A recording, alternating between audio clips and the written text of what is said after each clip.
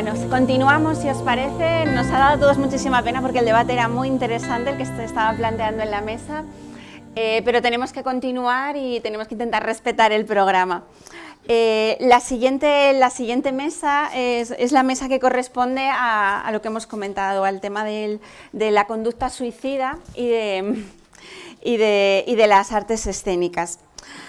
Tengo el placer de tener conmigo a dos maravillosas mujeres, lo vais a comprobar en cuanto ellas empiecen a hablar. Para mí pues me apetecía mucho que estuviera esta mesa. Yo también he trabajado y conozco desde hace tiempo toda la problemática del suicidio y bueno, pues también me encanta el teatro y bueno, pues el poder juntar esto y el poder traer a alguien que refrende todo esto, pues para mí era una gran oportunidad. Os las voy a presentar después detenidamente, pero quería empezar con una frase de Jung, ¿no? Vamos a mezclar psicología y artes escénicas. Jung, que como sabéis es uno de los padres de la psicología, dice que el artista es el altavoz de los secretos anímicos de su época. El artista, el altavoz de los secretos anímicos de su época. Y es que desde el medio artístico, y también nos lo han dicho en esta mesa, se ven muchas veces los malestares de la época y todos los secretos de los que nos hablaba Jung, ¿no? En pleno siglo XXI está aumentando y durante la pandemia, después del confinamiento, sobre todo, se han aumentado todo lo que se refiere a conducta suicida y autolesiones no suicidas, y especialmente en población juvenil, que también es uno de los temas de los que nos va a hablar la experiencia de la que nos van a contar. Y por supuesto, como decía Jung, esto se hace en secreto y en alguna ocasión pues algunos chavales o adolescentes se lo cuentan a sus colegas. En los últimos años ha habido varias obras teatrales que han abordado de distintas maneras, con mejor o peor fortuna, el tema del suicidio. Y hay interés en todas estas cuestiones. Nos han comentado también en la mesa, Ana ha comentado, del que harán también referencia mis partener de la mesa, ¿no? Todo lo que la OMS ha concienciado sobre este tema y las buenas prácticas. Por comentaros algunas de las obras que han abordado el tema del suicidio, está Amanda, que lo hizo en el Teatro Fernán Gómez, está la producción Blue, Azul, que era una producción de la Resas y luego de la Sala Es Límite, sobre los adolescentes. Amanda hablaba de esa chica que a través de redes sociales plasmó con carteles, ¿no? Lo que iba a hacer y cómo lo iba a hacer por ese acoso en redes sociales. Otro trabajo, Frágil y Ayer intenté suicidarme, que era un work in progress, de Diego da Costa y Julio Viñuela. Héroes en diciembre, que estuvo en el Centro Dramático Nacional, con texto y dirección de Eva Mir, que también tenía un espacio inmersivo para concienciar sobre este tema. En el Centro Dramático Nacional también estuvo Harakiri, en junio del 22, que también ganó premios Max de teatro y hablaba precisamente sobre el tabú del suicidio, mezclando no solo teatro, sino también danza, sino también circo. Fijaos la heterogeneidad de las propuestas. Hace apenas unos meses se estrenaron otras dos obras, Psicosis 448, que era un monólogo con una sola actriz, y Precipitados, que era un espectáculo de danza con textos de dramaturgos de prestigio. Y hace muy poquito también Abrazolán, a través de actores que han tenido experiencias relacionadas con salud mental, y otras dos iniciativas recientes fuera de Madrid, Tanatología en Mallorca y Columpios Descalzos en Sevilla. Fijaos que hay una cantidad de propuestas impresionante. Y como colofón, y para mí ha sido una de las que más me ha gustado, ha sido la de Malditos 16, que se estrenó inicialmente en el Centro Dramático Nacional, luego en el que es ahora Teatro Quique San Francisco, y para mí ha sido una de las que con más rigor ha tratado el tema del suicidio y más concretamente el tema de la adolescencia. A mí cuando la vi me encantó, vi que estaba Teresa, que a Teresa nos conocemos hace bastante tiempo y luego he seguido profundizando y he querido traeros la experiencia. La primera persona que va a hablar va a ser Teresa Pacheco. Os voy a leer su currículum, bueno, su impresionante currículum. Es doctora en Psicología por la Universidad Complutense de Madrid. Su tesis doctoral, que fue cum laude, precisamente habla sobre este tema, sobre factores predictores de la conducta suicida y las actuaciones preventivas en el ámbito extrahospitalario. Además, ella ha trabajado como psicóloga de SAMUR durante 14 años, ahí es nada. Tiene varios magíster, entre ellos Psicología Clínica y de la Salud, magíster en Salud Mental y de Catástrofes y Desastres, ambas en la Complutense. Actualmente está ocupando ya cargos en la Administración Sanitaria. El cargo que ocupa actualmente es el de Subdirectora General de Atención y Cuidados Sociosanitarios en la Viceconsejería de Humanización de la Asistencia Sanitaria, en la Consejería de Sanidad de la Comunidad de Madrid. Tiene varias publicaciones, libros, capítulos y artículos sobre la conducta suicida, doy fe de ello. Más de 200 conferencias y cursos impartidos a nivel nacional e internacional sobre el ámbito de las emergencias y de los sucesos de gran magnitud, incluido suicidio, duelo, habilidades de comunicación, liderazgo, humanización, coordinación sociosanitaria, fragilidad. Es además miembro de Papageno, que es la Asociación de Profesionales de Prevención y Posvención del Suicidio, en la que también yo estoy. También ella es miembro de la Red de Suicidología, de la Red Mundial de Suicidólogos y de la Sociedad Española de Suicidología. Es miembro de SEPADEM, que también ahí compartimos, de la Sociedad Española de Psicología Aplicada a Desastres, Emergencias y Catástrofes. Y por último, daros un último dato también relacionado con esto, que es que ella en 2017 tuvo el ábscesis del premio Rafael de Burgaleta, que otorga este colegio de psicólogos, también, como no, sobre la valoración del riesgo suicida y actuaciones preventivas en el ámbito extrahospitalario. Como podéis comprobar, es una voz autorizadísima para hablar de este tema y os dejo con ella. Muchas gracias, Teresa. Siempre digo que hay que agradecerlo primero y agradezco además de forma triple por estar aquí en el colegio, que es mi colegio, con lo cual encantada de estar aquí. Por poder hablar de un tema que me apasiona, que es la conducta suicida. Suena raro si lo digo así, pero es verdad que me apasiona. Y luego porque además comparto mesa, ¿no?, tanto con Patricia, que efectivamente nos conocemos desde hace mucho, y bueno, con mi gran amiga Eva, ¿no?, que nos juntó la vida, y uno de los motivos que nos juntó fue Malditos 16. Bueno, yo voy a dar una perspectiva quizá más técnica, ¿no?, la parte de la psicología. ¿Por qué podemos empezar? Bueno, pues podemos empezar con que el suicidio, ¿no?, es un concepto que es universal, que ha existido siempre ha existido, pero es verdad que la concepción ha ido cambiando, en algunos momentos ha habido una concepción positiva. Fijaros que el harakiri era una forma de muerte, ¿no?, y que honraba a la persona que lo hacía. Hemos tenido culturas donde incluso a las familias de aquel que se suicidaba se le castigaba. Incluso se le castigaba con el silencio a la familia. Hemos tenido también, y vivimos ahora, en una cultura en la que realmente el suicidio sigue viéndose como algo negativo, ¿no? Muchas veces influido incluso por religión, ¿no?, por creencias religiosas, en donde además lo tapamos, y hablaremos también de ello.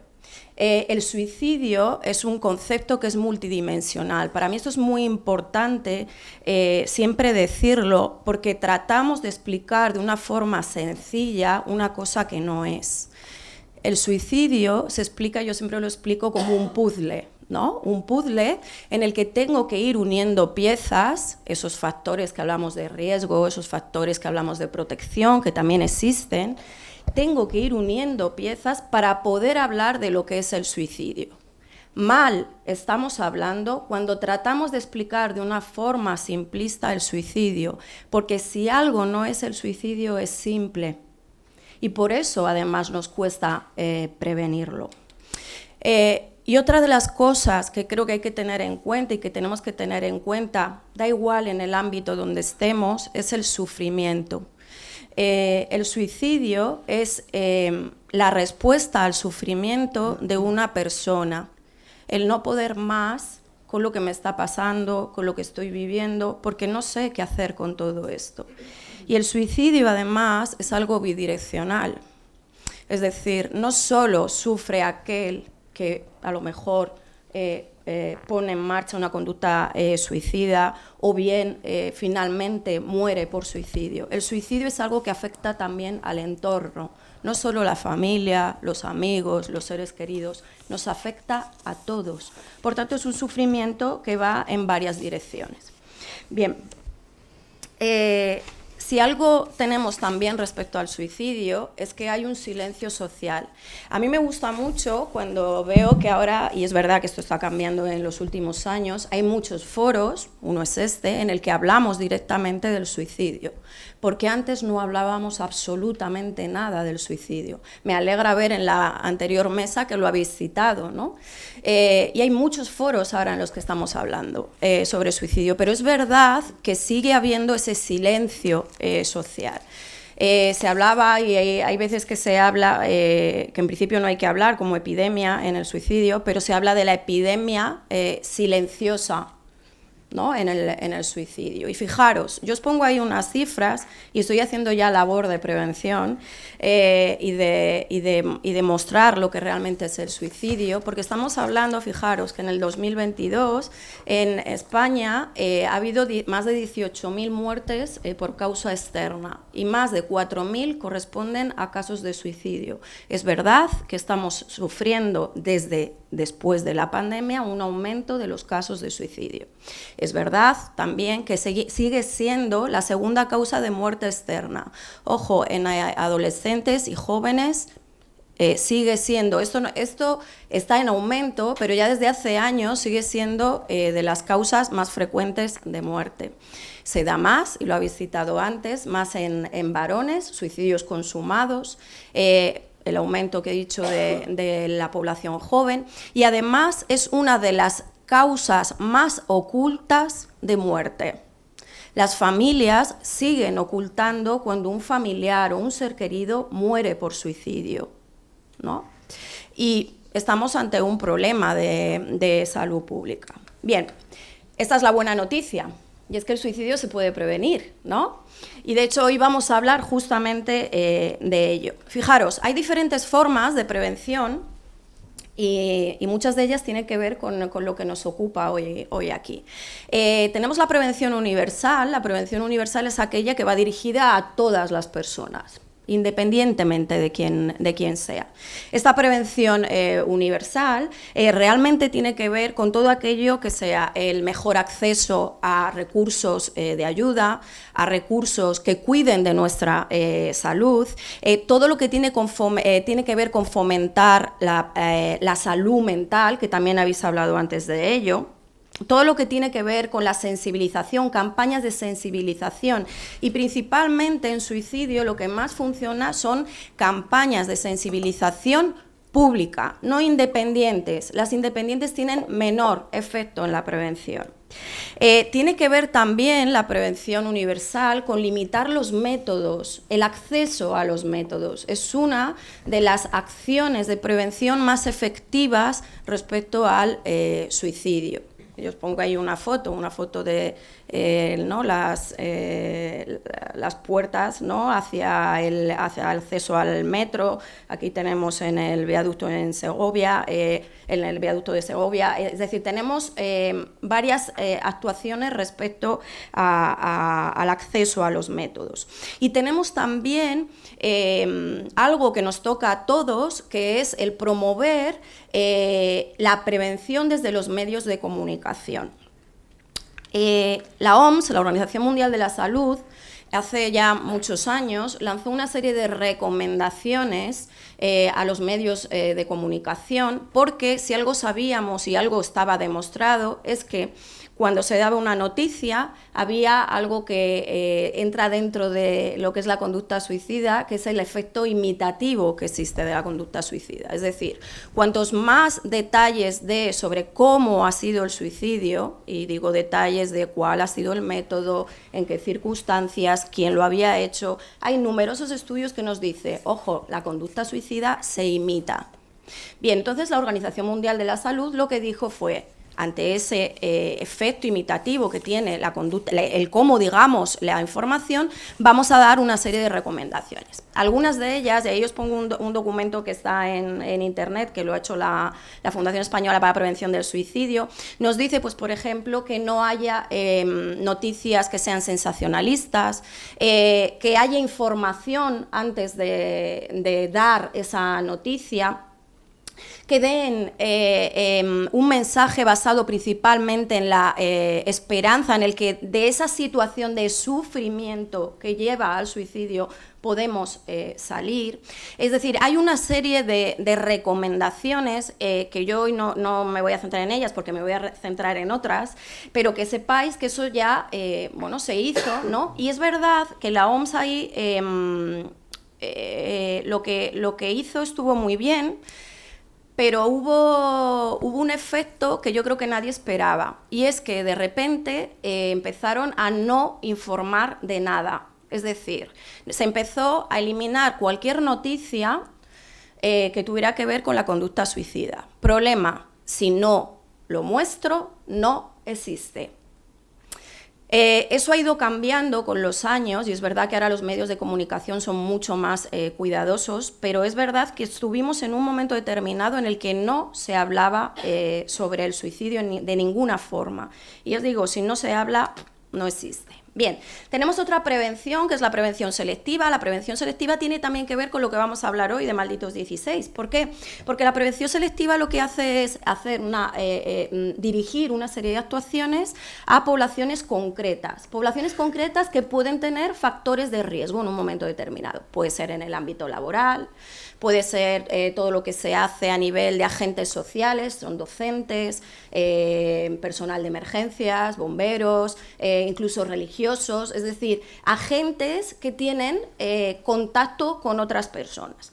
Y hay una prevención selectiva, que es la del ámbito escolar, y que por eso lo voy a enlazar con Malditos 16, que efectivamente tiene muchísima efectividad si se hace bien, y de hecho lo que sí que se nos dice es que esa prevención selectiva puede mejorar el conocimiento de factores de riesgo, es decir, que es ese puzzle que hablábamos antes, también el que podamos identificar señales de alerta en una persona determinada que pueda estar en riesgo de suicidio, también que permiten identificar a personas en riesgo que de otra manera pasarían.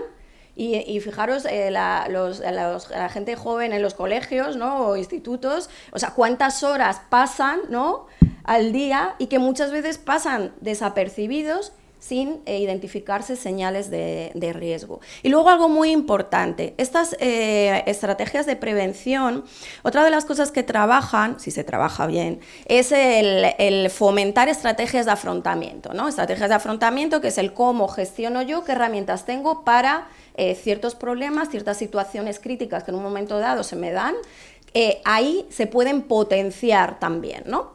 Y luego algo muy importante, que es trabajar el apoyo social. Si algo sabemos es que la gente joven, y principalmente los adolescentes y preadolescentes, lo que más valoran y lo que más buscan es el apoyo entre iguales. Si tenéis hijos, como tenemos, de esas edades, ¿no?, de adolescentes, lo que más les importa es el apoyo social. ¿Qué pasa? Que en la adolescencia, y siempre lo digo así, pero es que en la adolescencia el problema que hay es que cuentan con el igual, pero es que el igual está igual o peor que ellos. Con lo cual, hay veces, ¿no?, que dificulta un poco el tema. Entonces, este tipo de estrategias tienen que ir también enfocadas a muy bien el apoyo social entre iguales, pero también tengo que canalizar el apoyo en otras figuras. Bien, y luego otra de las cosas con las que se trabajan en estos programas son procedimientos de detección y de intervención, es decir, detecto esas señales de riesgo, detecto una persona que está en riesgo y intervengo con estas personas. Bien, y ya por último, la prevención indicada. La prevención indicada es para aquellas personas que sí están ya en riesgo, que se identifican como personas de riesgo y, bueno, pues se hacen estrategias a nivel individual, a nivel grupal. Os pongo ahí, por ejemplo, guías que se han elaborado, hay numerosos documentos, ¿no?, que son de prevención indicada hacia personas concretas, ¿no? Tenéis también, pues, hay herramientas ya de aplicaciones, ¿no?, el PreventSuite, que os lo pongo ahí, que es abierto a todo el mundo, sea la persona que pueda estar en riesgo, sea profesionales, sean familiares, y que nos permite, bueno, pues, poder en un momento determinado o tirar de recursos de ayuda o bien ayudar a la persona en un momento determinado. Bien, pero en todo esto, es decir, en la prevención, ¿cuál es el papel de la puesta en escena? Pues fijaros, Yo ahí os pongo una frase que la leí y me gustó mucho, y es que decía que el cine y el teatro son el vehículo para mostrar el mundo emocional de los personajes. Y antes habéis hablado algo de ello, ¿no? Y hacer evidente la realidad que a veces pasa desapercibida. Y es que es así. El cine y el teatro nos pone delante muchas veces cosas que no identificamos en nuestro día a día. Ejemplo de ello, y cuando hablamos de esas, antes Patricia citaba ciertos ejemplos, ¿no? En el teatro, las películas, el cine, realmente hay muchísimos ejemplos, ¿no? Que hablan del suicidio, unos mejor que otros.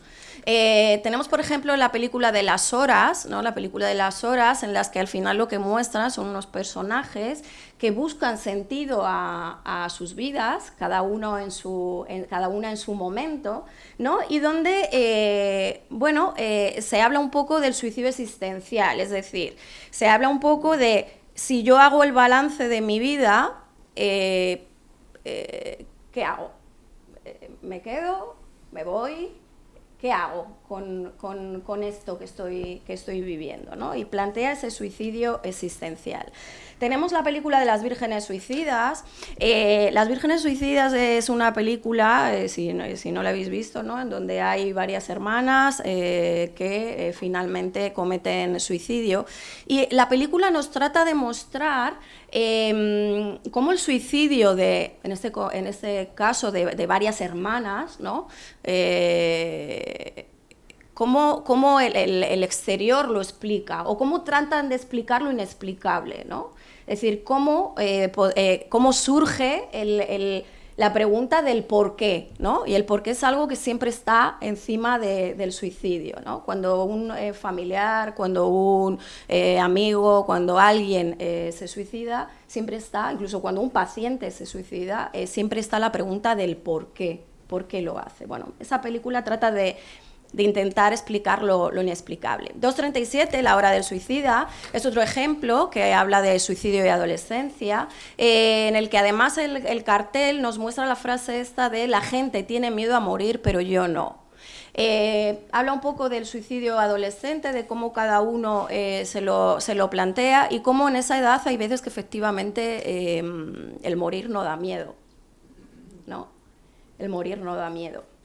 Wilbur se quiere suicidar. Bueno, el suicidio también se trata a veces desde el humor, ¿no? Y cómo en un momento dado la persona quiere dar significado, o sea, quiere terminar con su vida, pero ahí nos plantea algo que se habla en suicidio, que es la ambivalencia. La ambivalencia es una discusión entre el querer vivir y el querer morir, ¿no? Y que en las personas que cometen suicidio está hasta el último momento. Esto yo os lo digo desde mi perspectiva de emergencias y de crisis, ¿no? Es decir, hasta el último momento las personas se plantean esa balanza entre el querer vivir y el querer morir. ¿Qué es lo que gano? ¿Qué es lo que pierdo? ¿No? Eso, desde el humor, esa película nos plantea eso.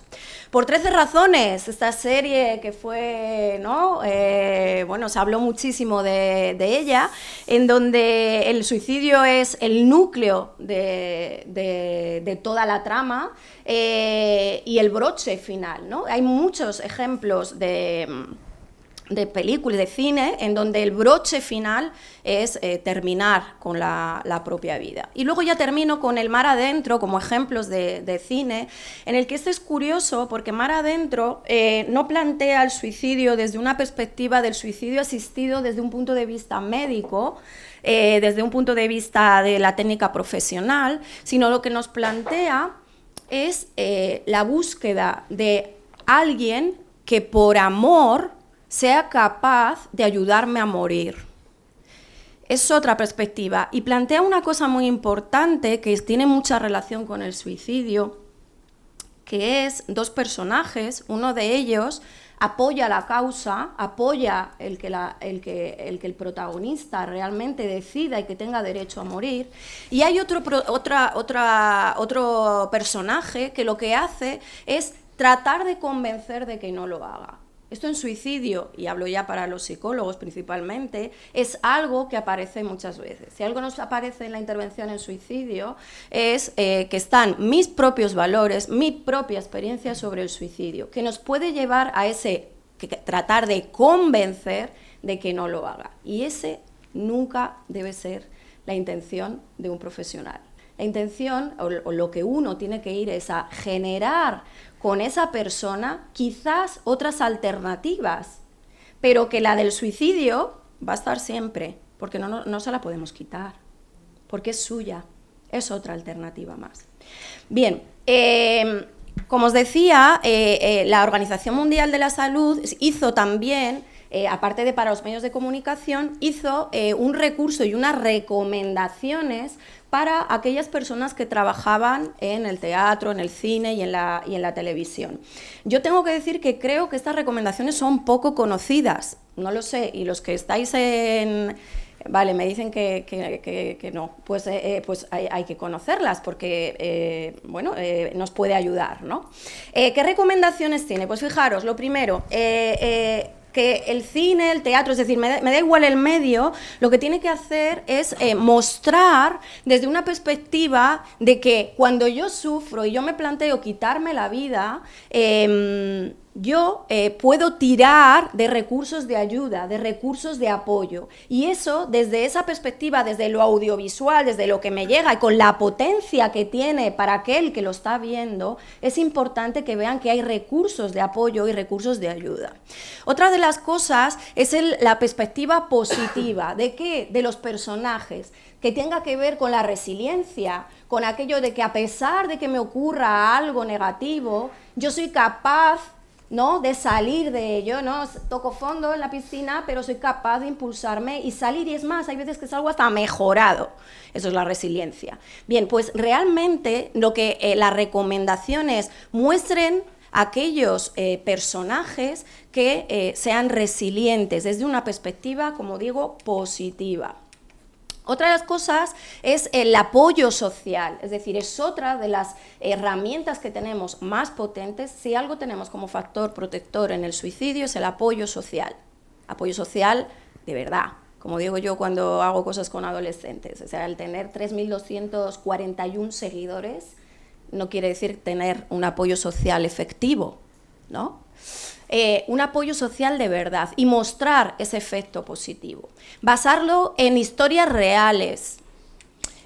Incluir, incluso dentro de ese cine, de ese teatro, incluir cuáles son las señales de suicidio en un momento determinado en alguien que está en riesgo y cómo poder actuar sobre ello. ¿Qué más cosas? Mostrar también esa complejidad que os decía yo al principio, esa multidimensionalidad, ese puzzle, ¿no? Porque es verdad, y los medios de comunicación, que yo me enfado mucho a veces cuando veo poco la tele yo, pero cuando la veo y veo alguna noticia relacionada, ¿no? Esa tratar de explicar de forma simple el suicidio. Antes Scott ha hecho ahí algunas referencias a su mundo, ¿no? a vuestra parte. Yo, por ejemplo, me quejo de esas explicaciones que se dan en una noticia cuando nos dicen un niño de 14 años se ha suicidado porque sufría bullying. No, eso es una explicación simplista.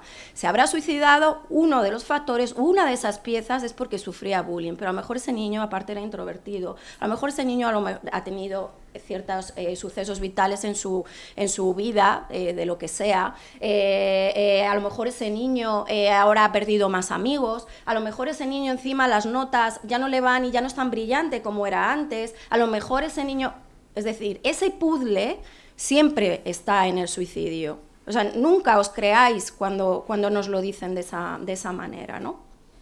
Bien, ¿qué más cosas nos dicen estas recomendaciones? Una de las más importantes. No describamos el método o el acto de suicidio. Algunas de las series o películas que os he citado antes dan todo tipo de detalles y de hecho tuvieron un efecto.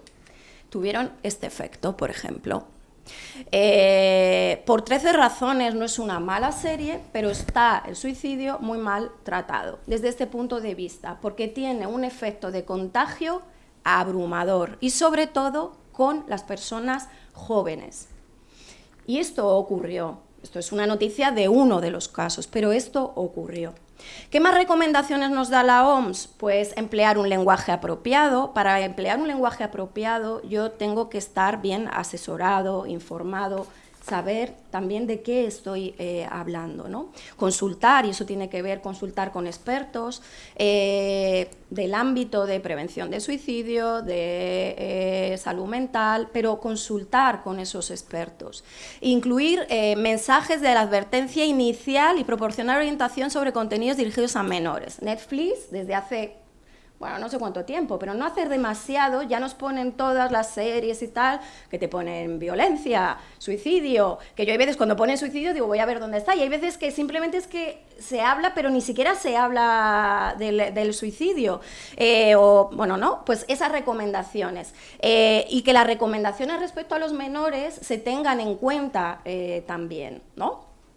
Es decir, que no se ponen por poner. Es decir, que si pone que es aconsejable que no sea para menores de 16 años, a lo mejor como padres estaría bien, a lo mejor, por lo menos que la veamos antes y luego ya decidimos, pero por lo menos ver qué es lo que van a ver nuestros hijos. Bien, y luego tener en cuenta, y habéis hablado antes también algo de eso y me he alegrado, tener en cuenta, y fijaros, nos lo dice la Organización Mundial de la Salud, tener en cuenta el efecto que puede tener en los propios actores o actrices o personas involucradas, el efecto que pueda tener ese meterme, ¿no? Meterme en el papel, en este papel, en el papel de alguien que se suicida. ¿Qué efecto puede tener, no? Ahí lanzo como Ana, que lanza el pro del psicólogo, ¿no? Y efectivamente el cuidado de la salud mental. Bien. Antes hablabais del código de buenas prácticas y yo sin saber lo que ibais a nombrarlo, lo había puesto como un ejemplo de buena práctica, porque en sanidad, y es que últimamente estoy yo en lo mío con el tema de las buenas prácticas, y dije, ojo, esto es un ejemplo de buena práctica. La Organización Mundial de la Salud también nos dice lo que es una buena práctica. Una buena práctica es algo que ha tenido un efecto positivo, que además está avalado por conocimiento científico, que ha tenido y que además, algo muy importante, es replicable en otros ámbitos. Bien, para mí, Malditos 16, aparte de ser una oportunidad de estar en un mundo, y dejarme que lo diga así, un mundo para mí totalmente desconocido, me permitió, ¿no? el poder ver, ¿no? lo que suponía y lo que iba a ser y lo que era ese proyecto. Malditos 16, creo que de todas esas recomendaciones que dice la Organización Mundial de la Salud, creo que prácticamente las cumplían y las cumplen todas. Y seguro que hay más ejemplos, ¿no? Pero yo hablo obviamente de esta parte. Fijaros, Malditos 16 fue un ejemplo de prevención universal, estaba dirigido a todos, ¿no? Todo el mundo podíamos ir a verlo, pero aparte tenía una parte muy importante de prevención selectiva, porque se trabajó, y ahora Eva os lo va a contar obviamente mucho mejor que yo, se trabajó con el mundo de los jóvenes, de los adolescentes, ¿no? Con esa parte. Realmente no se quedaba solo en una obra de teatro que uno ve de forma activa o pasiva, pero la ve, sino que ahí sí que había una proactividad, había un trabajo además, un trabajo con la gente joven. ¿Qué es lo que te ha llegado, ¿no? de todo esto que has visto? ¿Qué te remueve? Que es tan importante, ¿no? Porque hemos dicho que esa parte emocional, el cine y el teatro nos lo muestra. Fijaros, Malditos 16, y aquí he hecho un cortapega para no inventármelo, de la guía didáctica que se generó en Malditos 16, nos dice de qué trata. Son 4 adolescentes que se conocieron en un momento oscuro de su vida, que fue el tratar de quitarse la vida. 4 jóvenes que regresan al hospital donde estuvieron ingresados y que además ese dolor, ese sufrimiento que habíamos hablado antes, lo que se quería mostrar es como eso también desde la resiliencia sirviera para otros, ¿no? Y muy importante, con la voluntad de ayudar a otros adolescentes, jóvenes, ¿no? Que necesitan que se les escuche, ¿no? Alto y claro su voz, porque si algo necesitan los adolescentes es que se les escuche. Hay veces que nos cuesta, pero hay veces que es difícil, pero necesitan que se les escuche. Y 4 historias de lucha y de superación, es decir, la parte positiva, ¿no?, que hablábamos antes y que la OMS nos recomendaba, donde se impone la fuerza de la vida, de la rebeldía y, por supuesto, de los 16, de esos malditos 16. Porque la adolescencia al final es una montaña rusa donde muchas veces no sabes ni dónde estás, ni lo que quieres, obviamente, aunque tú creas que sí, ¿no? Y que hay esa rebeldía que al fin y al cabo es una rebeldía sana, que a los padres también nos cuesta aceptarla, pero ¿no?, que moviliza tantas cosas, ¿no?, tantos cambios como hay en la adolescencia. Malditos 16, además, muestra personajes reales, lo que hablábamos antes, es decir, no es algo de la ficción, son personajes reales, donde yo, como adulto, me puedo ver identificado en alguno de esos personajes hace años, o yo, como adolescente o joven, me puedo ver reflejado en alguno de esos personajes. La guía didáctica dice: el teatro es un espejo donde podemos mirar desde la distancia de la ficción aristas no siempre cómodas. Efectivamente, cuando hablamos del querer morir, no es para nada cómodo. Si yo me planteo el querer morir, no es para nada cómodo. Si alguien delante mío dice que quiere morir, no es para nada cómodo. Y Malditos 16 lo muestra tal cual. Y remueve mucho, ¿no? Potencia la prevención. Fijaros, hay una de las escenas que Violeta dice: ni una mención en los medios, y aún así el suicidio sigue siendo la segunda causa de muerte entre adolescentes. Esto se dice en Malditos 16. Lo mismo no hablarlo no está ayudando mucho. Es decir, lanza mensajes, ¿no?, totalmente de prevención. Y mensajes de esperanza y resiliencia. Yo con esto soy muy insistente, porque si algo tenemos que hacer es, efectivamente, el suicidio genera la parte negativa, pero es que hay una parte positiva. Hay esa parte. Y fijaros, dice: recuérdame que siempre queda el mar, que aún puedo vencer la madrugada. Recuérdame que el juego está por empezar, que aún puedo soñar otro mañana. Mensaje de esperanza, de que a pesar de esto que estoy viviendo, hay ese mañana, ¿no? Y ese es el mensaje que tenemos que lanzar muchas veces a las personas que se están planteando quitarse la vida. Bien, al final, y ya termino y dejo a Eva, al final da igual donde estemos, da igual que estemos en el cine, en el teatro, que estuviéramos en medios de comunicación, que seamos psicólogos, psicólogas, da igual donde estemos, al final todos somos agentes de prevención. Así que bienvenidos al equipo. Muchas gracias.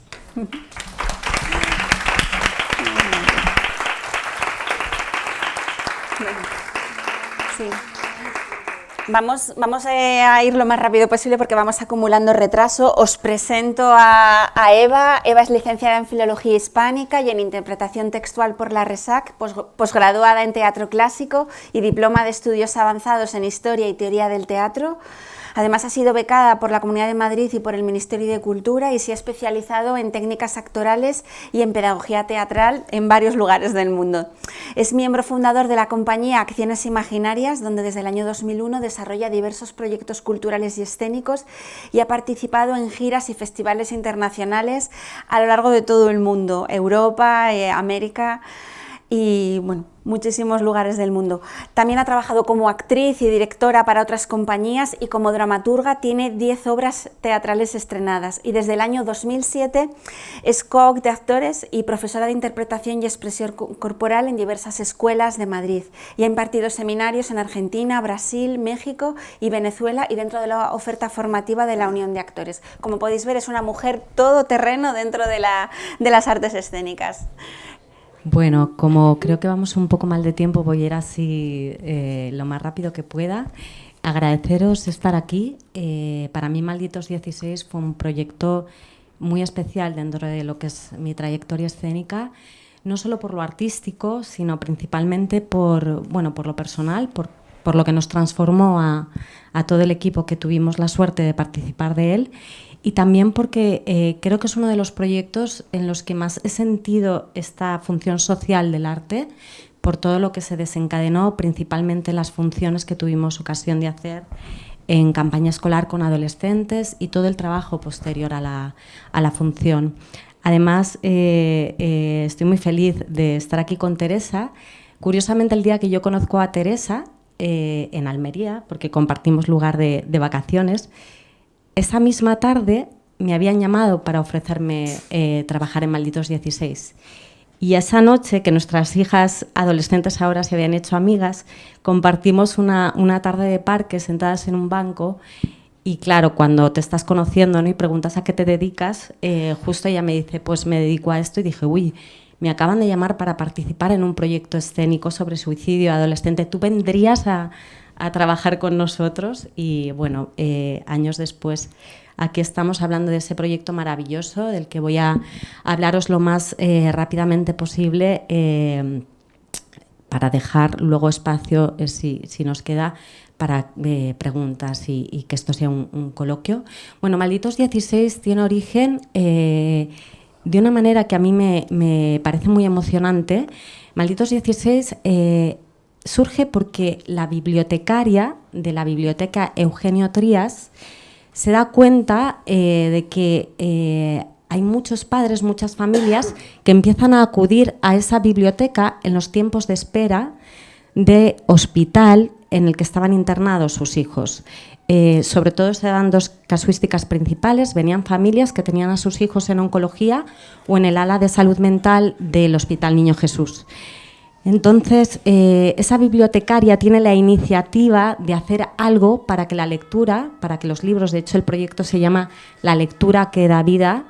Esta mujer se decide a hablar con el hospital, con la escuela del Hospital Niño Jesús, para ver si se puede hacer algo desde la literatura, desde los libros.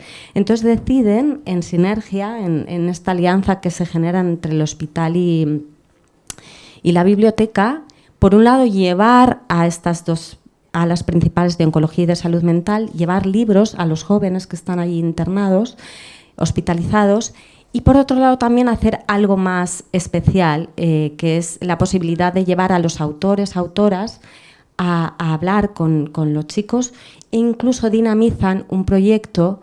Le ofrecen a Nando López, que es el maravillosísimo autor de Malditos 16, le ofrecen hacer un taller literario con los niños que están hospitalizados en el área de salud mental, hacer un taller literario con ellos para ver si la literatura podía ayudarlos, ¿no?, en su proceso y hacer que su estancia allí fuera un poco más luminosa.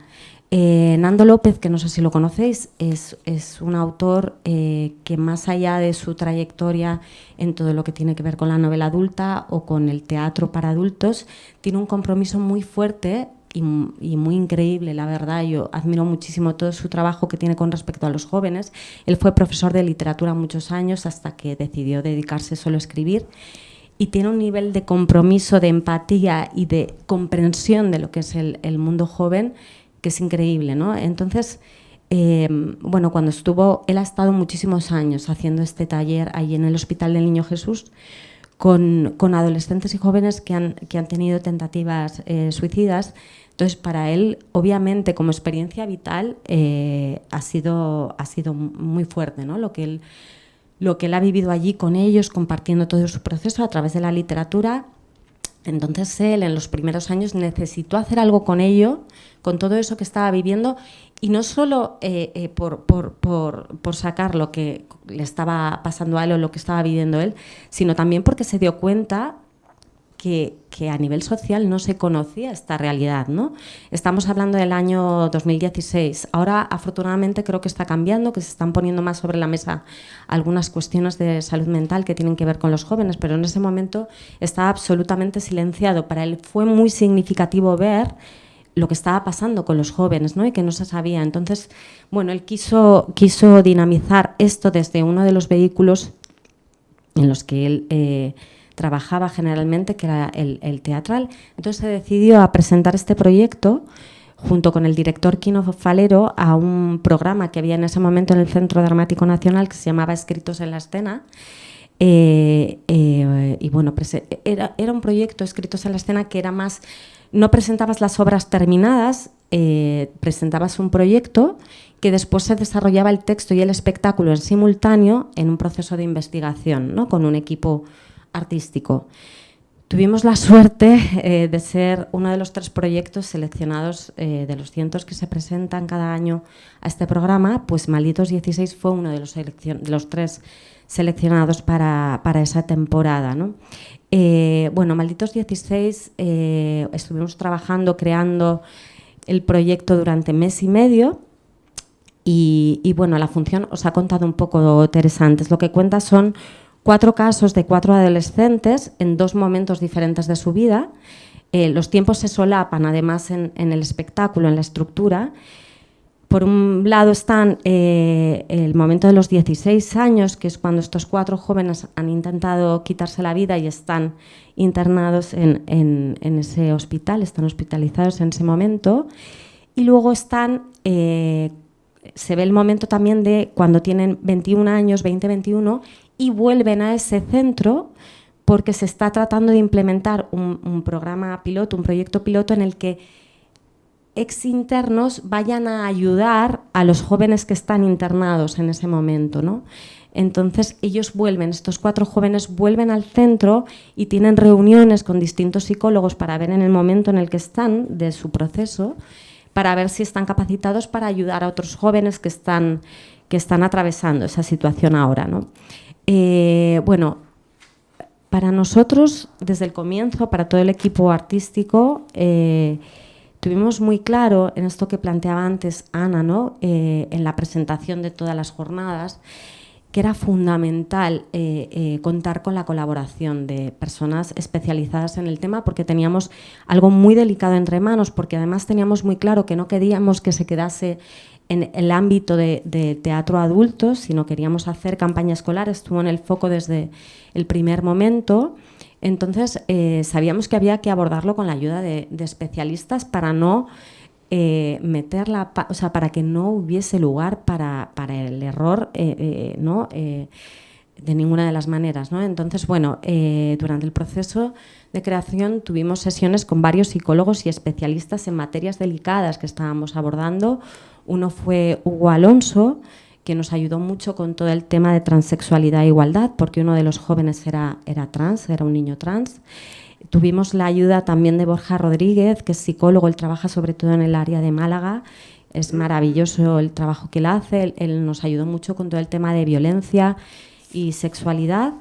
Él además hizo una cosa que fue fascinante, hizo como un roleplay de terapia con los actores en personaje, obviamente, ¿no? Cuando ya estábamos, ya teníamos los personajes definidos más o menos por dónde iban a ir. Y hay escenas enteras de la obra que salieron de esa improvisación con Borja como terapeuta que quedaron, ¿no? en el espectáculo. Y luego, bueno, la ayuda de Teresa, que fue absolutamente fundamental, porque Teresa nos ayudó con todo el tema de suicidio y prevención, ¿no? O sea, su voz, su experiencia profesional, todos los puntos de vista fueron fundamentales, no solo en la creación del texto, ¿no? Porque era muy importante definir qué tipo de discurso, desde dónde, Ana lo ha planteado antes también, hay que tener mucho cuidado con romantizar determinadas situaciones, ¿no? Y teníamos muy claro que teníamos que cuidar mucho desde dónde teníamos que contar esto, ¿no? y saber de qué cosas podíamos hablar, de qué cosas no podíamos hablar, todo esto que ha comentado Teresa antes, ¿no? Pero no solo fue importante para la creación del texto, también fue muy importante para la creación del espectáculo en sí, de la construcción de los personajes, para los actores y para el equipo de dirección, ¿no? Bueno, a pesar de la dureza, lo ha planteado Teresa antes, del tema, ¿no? Y de lo movilizador del tema y de lo tremendo que podía haber sido trabajarlo, ¿no? A nivel de salud mental para el propio equipo.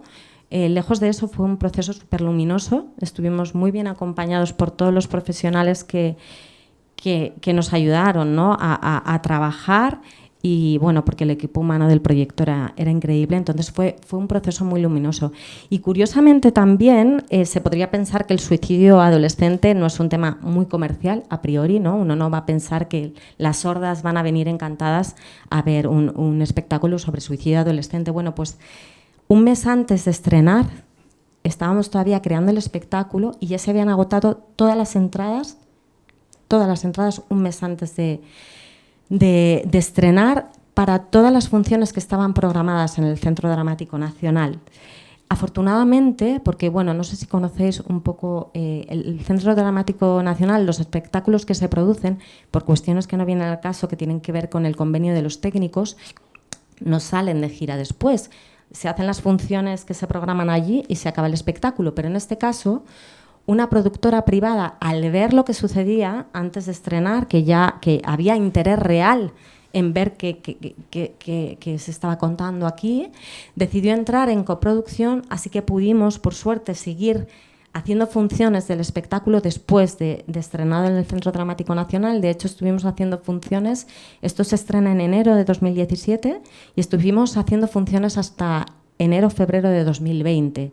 Estuvimos muchísimos años haciendo funciones de este espectáculo. Entonces, bueno, la función, más allá de que tuviera una excelente acogida para el público adulto y para todas las personas que se acercaron a compartir el espectáculo, lo más significativo para mí fue todo el desarrollo que tuvo en campaña escolar. No solo por la recepción de los adolescentes durante la función, sino por los coloquios que hacíamos después con ellos y todo lo que sucedió allí. Bueno, no sé si habéis asistido alguna vez a teatro con adolescentes o si habéis hecho teatro para adolescentes, puede ser tremenda la situación, ¿no? Sobre todo si juntas a cientos de adolescentes en un mismo espacio de centros distintos. Eso puede ser, no sé, horrible. Así directamente, porque empiezan a hablar, empiezan a boicotear, Bueno, en Malditos 16, antes del primer minuto de que terminara el prólogo, estaban todos absolutamente enganchados, en silencio, escuchando y atrapadísimos por lo que allí estaba sucediendo. Se reían cuando se tenían que reír, lloraban cuando tenían que llorar, reaccionaban a absolutamente todo y escuchaban desde un lugar que yo no he visto una cosa más conmovedora en mi vida. Sucedió también, que creo que tiene que ver con algo que ha dicho Teresa antes, ¿no? Sucedió también que en varias de las funciones siempre había alguno o alguna que se quebraba, que explotaba, ¿no? Que hacía catarsis verdaderamente y que tenía que salir de la función acompañado siempre por alguno de los docentes que había venido con ellos a asistir a la función, y luego estos docentes recogían cómo había sido eso el detonante para esos alumnos, alumnas, para hablar, para poder pedir ayuda, porque muchas veces ellos no saben, están atravesando eso en silencio, están atravesando eso desde un lugar muy solitario, muy jodido, muy complicado, y ni siquiera saben cómo tienen que hablar de eso y con quién pueden hablar. Entonces, de repente, al verse ahí en el escenario, reflejados desde un lugar, además, porque creo que el texto que hizo Nando es una absoluta maravilla. Bueno, Nando, y con la ayuda de todas las personas, obviamente, que participaron para que eso fuera de la manera que fue. Está contado desde un lugar de tantísima dignidad, con tantísimo respeto, bueno, en fin, es que solo puedo hablar maravillas de este texto, pero esos adolescentes muchas veces, y eso se convirtió en una posibilidad de pedir ayuda, de hablar y de tener una oportunidad para viabilizar un nuevo proceso, ¿no? Eso por un lado. Por otro lado, lo que sucedió en los coloquios fue magia, ¿no? Porque se generó un apoyo instantáneo. O sea, en el momento que un joven en esos coloquios posteriores a la función cogía el micrófono y hablaba de situaciones desde un lugar de verdad, de honestidad, de vulnerabilidad, el apoyo que se generaba entre todos los adolescentes que estaban asistiendo a eso, bueno, se aplaudían, se daban ayuda, gente que no se conocía además, porque muchas veces juntábamos de distintos centros. A veces se daban el apoyo desde gente del mismo centro, otras veces eran de centros distintos, ¿no? Los actores estaban tenemos que terminar. Sí, bueno, nada, que fue increíble lo que pasó en los coloquios y que se convirtió en esto que decía Teresa, de ese apoyo entre iguales. Pues sucedió, ¿no? Sucedía ahí en presente. La gente que no estaba habituada, recuerdo un representante una vez de uno de los actores que vino a ver una función, que asistió a un coloquio y llorando a moco tendido vino y me dijo, ¿pero esto siempre es así? Porque, bueno, era increíble. Y ya para terminar, entonces, porque me dicen que vamos fatal de tiempo, voy a leer, tres frases de uno de los personajes, del personaje trans de Dylan, que le dice a otra compañera en un momento dado en la función de estos 4 jóvenes. Hay una que es a la que más le cuesta, digamos, como asumir su proceso, bueno, y en un momento Dylan le dice, mira a tu alrededor, mira a toda nuestra generación, nos ha tocado toda la basura de las anteriores, toda la rabia. Este infierno del que hablas, tu infierno, se parece mucho al mío, Naima, al de cualquiera. Para eso sirve ponerle palabras a esto que nos pasa, para saber que hay alguien más al otro lado, que creo que esto es lo que consiguió Malditos 16, ¿no? Que muchos jóvenes que quizá estaban atravesando situaciones muy complicadas y que no sabían cómo, al verlo en el escenario, al poderlo trabajar con la guía didáctica y al poderlo verbalizar en el coloquio, encontró caminos como para, bueno, trabajar o dar salida a los procesos que estaban atravesando, ¿no? Bueno, muchas gracias. Muchas gracias.